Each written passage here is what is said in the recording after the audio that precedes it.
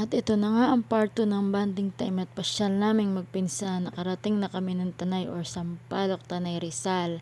At kami muna ay titigil sa bandang tabi at mukhang kami nawawala.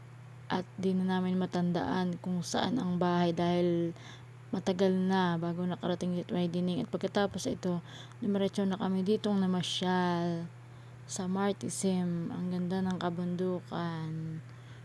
Nung ako ay tumanaw dito ay parang na-relax ang aking buong katawan at isipan. Ang ganda ng tanawin.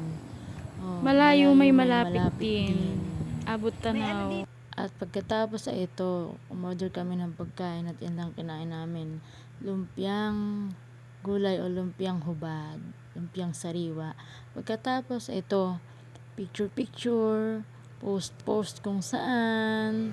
Yan, at maya lang ay kami uuwi na.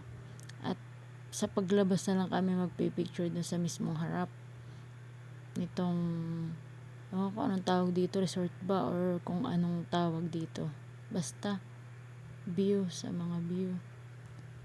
Di ba ang ganda ng tanawin, nakaka-relax. Yeah, ito na nga ang pangalan niya, Martisim. And thank you for watching. Follow for more videos. Bye bye.